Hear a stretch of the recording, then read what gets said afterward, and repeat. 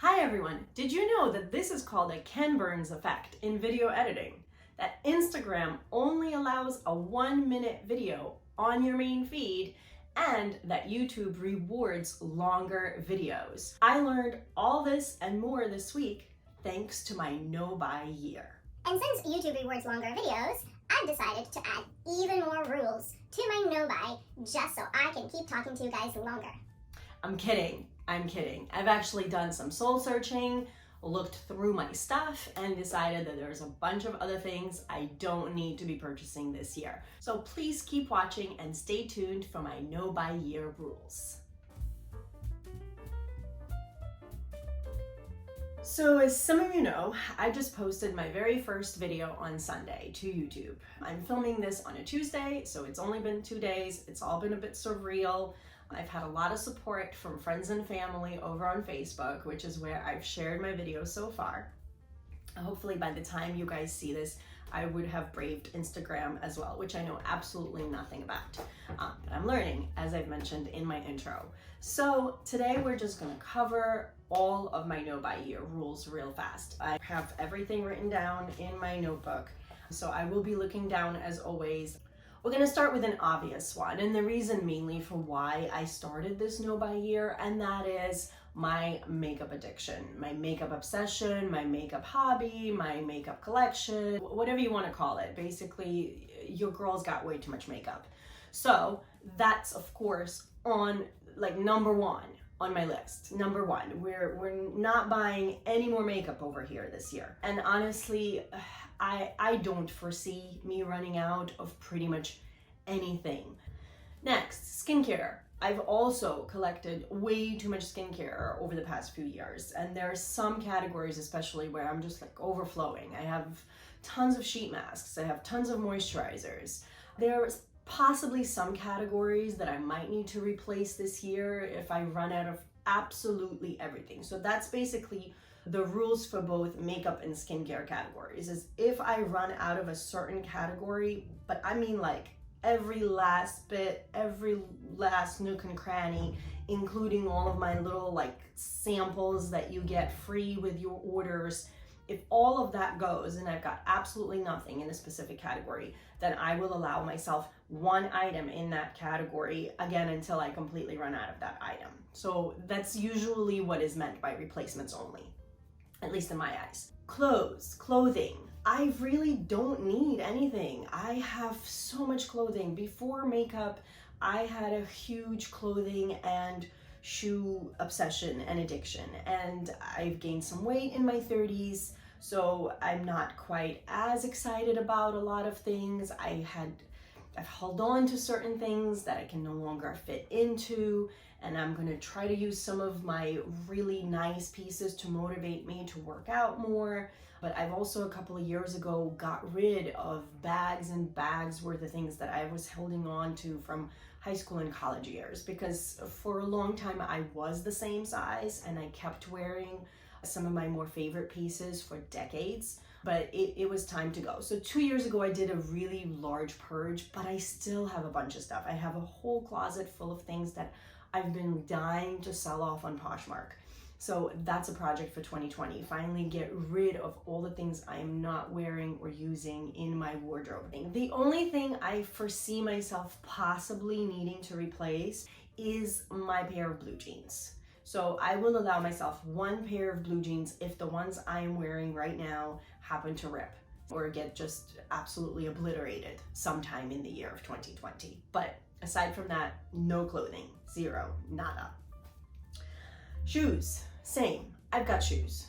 I've got lots of shoes. I've had a shoe fetish all my life. Again, I've had to sell, give away, donate tons of shoes because at the age of 15, I put on my first pair of heels and I was hooked, and I hadn't taken them off until my early 30s when my feet finally said, "You've tortured us enough." So I can no longer wear my 4-inch stiletto heels that I used to be known for all throughout college and even beyond. I would spend 16 to 18 hours in 4-inch heels. It was stupid. It was dumb. My parents warned me. What can I say? Accessories. I've gone through stages of statement necklaces. I've gone through stages of absolutely nothing on me. But I've saved all of it. Like, I have some jewelry from high school and I just need to sort through, get rid of what I'm never gonna wear, try to wear some things that I used to love and see if I still enjoy it. So I need to rediscover what I actually have. There's like 3 things that I love and wear all the time, and everything else just sits around and collects dust. So now moving on to the categories that I have added on since Sunday. Stationery, cards, notebooks, planners, stickers, because I teach piano lessons and I have a ton of stickers for the kids. I love stationery. I mean, papyrus. We used to have an amazing store that I still have ribbons and things from in New York City called Lincoln Stationers back in, the 90s and early 2000s. They closed, I think, in early 2000s. There was a Lincoln Center in New York City. And then we had Kate's Paperie, which I think has also shut down since, which I loved. I still have some things from back then. Like, I need to use up what I have because we are all so digital nowadays that, of course, a lot of it I no longer even use. I used to, but I need to get back into once in a while treating my friends and family to lovely note cards. But yeah, I've got plenty of stationery and cards, a lot of blank cards, so even if I don't have one for a specific occasion, I can figure out how to use something that I already have. So no stationery in 2020. Wrapping and ribbons. I love wrapping presents. So that means I have a ton of ribbons, I have a ton of wrapping paper. And even though most of it is seasonal, I think I have enough to get me through whatever it is. I think I can make it work. So if you're gonna do a no buy of any kind with me, it doesn't have to be for any of the categories that I'm talking about. See how you can use and reuse things you already own, because if they're just sitting around, that's what I'm hoping also to do this year, is to find new uses for stuff I already spent my money on that's just sitting around. Here's one that I've kind of was going back and forth on because I enjoy this so much, and that's beauty subscriptions. But because I decided I'm not allowing myself any new makeup, that I'm not buying myself any new makeup this year, I just thought it would kind of be cheating if I kept my beauty subscription boxes. And at this point, I only had one, and that was BoxyCharm. I used to subscribe to Birchbox and Ipsy, and I canceled that years back. Then I tried Sephora Play for maybe about a year, and I canceled that also. And then I even canceled BoxyCharm for a while, but then I missed it. So I signed back up for it, I wanna say about 6 months ago, and I just got my last BoxyCharm. They did bill me on like December 31st, I think. So I did get the January box, but that's it. No more BoxyCharm for the rest of 2020. I've already gone ahead and canceled that. So the last category I really had to think about, because one of my goals for 2020 is to read more, but I also have a ton of books that I have accumulated that I still haven't read already sitting around my apartment. I need to first dig into those. Here's where the exceptions come in. If they're work related, which I will cover a little bit later on, travel related, and if it's a book that has come out by somebody I know personally or support here on YouTube and already read.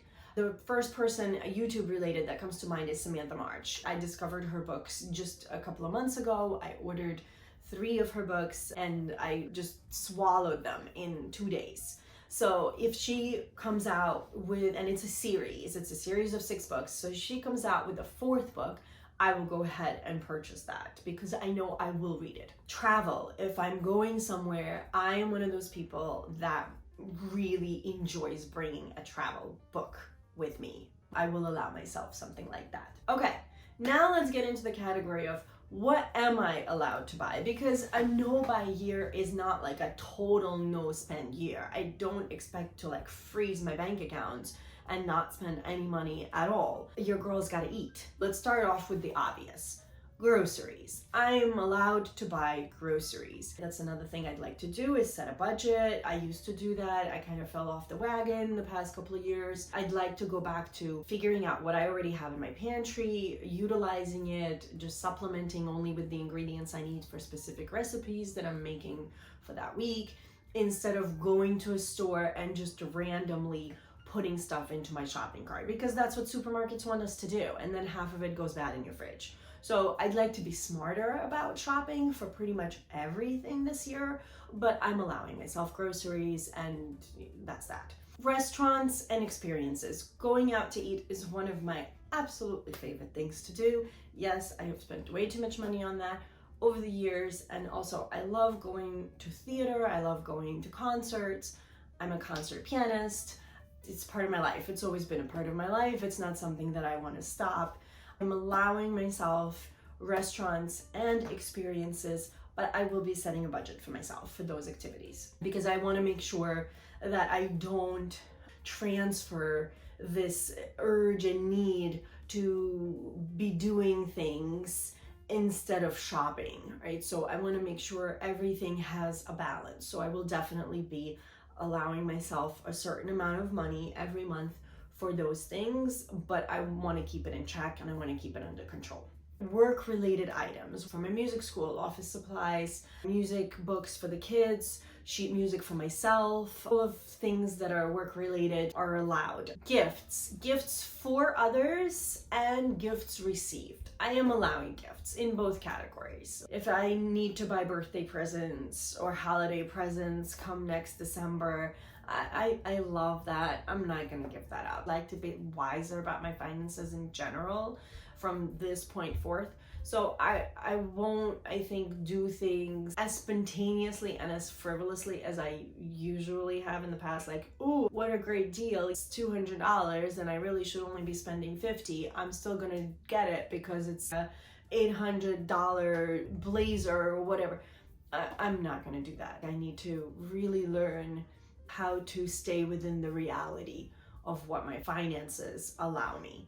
But I will still be buying gifts, even if they're not quite as lavish. And then as far as gifts received, same thing. If somebody wants to gift me something, I'm not gonna say no. I'm not gonna say no. I'm not gonna deprive myself of everything this year.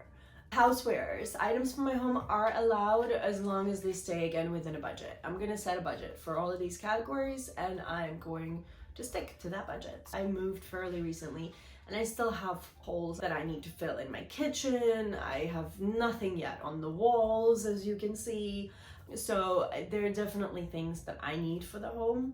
I can't at this point just say nothing for the house. I just need to have a budget and I need to be reasonable. Car expenses. I need my car in order to do my work. I travel to students or to my school every day, so I need my car. And the inspections and the gas, whatever maintenance my car needs, that's gonna happen. And then lastly on my list, I have beauty services. So yes, I'm not allowing myself to purchase any products, but I am allowing myself the typical beauty services that I usually go to get done. I have never been exorbitant about that. I've never spent a lot of money on things like that. I've never had a lot of money. I live day to day, week to week, pretty much all my life. I'm a freelance musician. So there are certain things that I've never allowed them to get out of hand. The only reason I think I have allowed things like clothing and makeup and shoes to get out of hand through the years is because there are small items that you don't feel as much as you spend each time. But over the years, I've bought so much of that stuff that I am afraid to know how much money that has all totaled to. So as far as beauty services though, I do get my hair colored. I don't do it very often. It's expensive. I do it maybe 4 times a year, and then in between, I just touch up my roots myself at home. I used to do those sprays that you can buy, but they usually leave your hair really sticky and the color gets transferred every time you touch your hair. Now I found something that you also still get transfer if you like touch a lot or scratch. but it's stuff I already have, and that's brown eyeshadow. I just recently heard Mandy Lee, who's another one of my favorite YouTubers, talk about this, and I was like, I'm not the only one. I just find brown eyeshadow that matches my hair color as best as possible, and I take like a fairly dense little brush and I just color in the spots where I have grays peeking through. So, but yes, I will allow myself coloring my hair a few times a year. I will allow myself petties in the summer. That's the only time I get them done anyways, and I am not religious about them. If I get a petty once a month, I'm lucky. And then I will allow myself like waxing services that I do. Yes, it still adds up, of course, but I'm not willing to let myself go all au natural or whatever. That's just not me. I'm too vain for that. So yeah, I think that's pretty much all of my rules. If I've missed anything that I think of along the way, I will update you guys in my future videos. This is new. I don't quite know how it's gonna go. So far, so good. I haven't been too tempted, but let's face it, it's only January 14th. We'll just see where this takes me. I'm still really excited, and I'm so excited to see like the feedback on my first video. I had some of my friends and family advise me that it was too long, which I understand. I think part of the reason for that is I watch the YouTube beauty community, and a lot of the people I love to watch do make long videos. But I also have to remember that I'm invested in this community. I've been watching this community for 7 years. I already know what to expect. The people I watch, I feel like they are my friends already.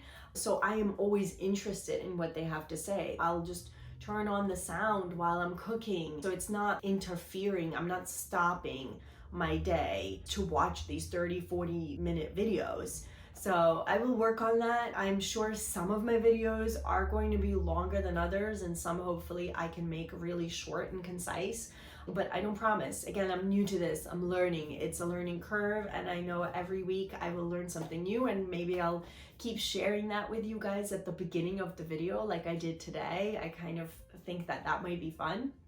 And this way I can also go back and see my process of learning about the different editing techniques and social media and how the YouTube algorithm works. I mean, it's right now so daunting and overwhelming, but I'm curious. I'm curious to find out what else I learned along the way. I think that is pretty much it. I think my next video might be what I am starting with this year. I'm thinking of doing an inventory, basically, is what I'm trying to say. I'm thinking of doing an inventory, like a makeup collection, so that I see everything that I currently have, share it with you guys, so that those of you who are interested in beauty and makeup and not just the actual know-by journey can ask me to do looks with certain products that I have, or I'm gonna do shop my stash. I'm thinking of doing a panning project. For those of you that are in the YouTube beauty community, you know what that is. It's like when you pick products and you work on using those specific products up. For right now, it feels like the sky's the limit, because I know certain things that I definitely want to do, but the rest of it, I am just trying different things. It's going to be trial and error. So I'm open to suggestions. I would love to hear more feedback, what you guys are interested in me doing, which parts of this whole journey you want to hear more about. I'm hesitant in the whole makeup collection thing, and if I do decide to do it, I will tell you why in that video, but that might be coming up in the next week or two. So we'll see if I brave that one. I think until then, this is where I'm gonna wrap it up. I just wanna thank you again all so much for the support I've received so far. Thank you for watching my first video, and if you haven't watched it, and if I figure out how to link it in the cards, I don't even know on which side. I've just seen other YouTubers do it, but if you haven't watched my intro video to my know by here, please do so. Thank you so much again for watching, and I'll see you guys all soon. Have a wonderful day. Bye. I'm popping on here for one more minute. I don't know if I'm going to use this clip in the video at some point or not, but I just wanted to let you guys know, those of you who are into the makeup part of this journey of mine, those of you who love makeup as much as I do, I just wanted to mention why I did this dramatic blue eye look today. I've been seeing a lot of people do a lot of blue looks because it turns out the Pantone color of the year is a classic blue color. So I was inspired by that today, and I have a bunch of Makeup Geek shadows. January, actually, sort of a spoiler, I will do a video on my Shop My Stash for January. I decided to dedicate this month to my Makeup Geek eyeshadows. Marlena, who owns Makeup Geek, has been announcing all over social media that they have a big rebrand coming up later this week. Kind of in honor of that, I'm not obviously going to be purchasing any of her new eyeshadows, but I wanted to bust out my old ones that I've had for a few years and give them some love. So this look was done all with Makeup Geek eyeshadows, and I didn't film it because I don't know how to do that yet, but I just wanted to share it with you guys. So yeah, now I'm going to actually sign off and say goodbye. Okay, bye guys. And welcome back to my channel. Oh, that sounded horrible. What am I doing? Okay, wait. Let's readjust. Ow, ow, ow, my feet. Ah, that was not smart. Not smart, Natalia. Ow. Wow, I was sitting on my feet. Ooh, that hurt. Okay, I'm gonna have to prop my tush on something else because I need to be higher. Do I have any fat books around here? Music scores. Music scores. We're gonna go old school, back to the 80s in the Soviet Union, when my teachers used to prop my tush on some books. Oh, much better. Oh boy. Oh my god, my feet are red and tingling. Oh, I hate that feeling. Do any of you hate that feeling? Oh my god, I hate that feeling. Let's go back. Let's go back. This is way too long. Okay. It's not money I am spending, so if somebody wants to, I'm gonna start a wish list, and if somebody wants to buy me a cute new sweater or a dress or a pair of shoes I'm eyeing or a makeup palette that comes out and I think is the most stunning thing in the world, I'm not gonna refuse it.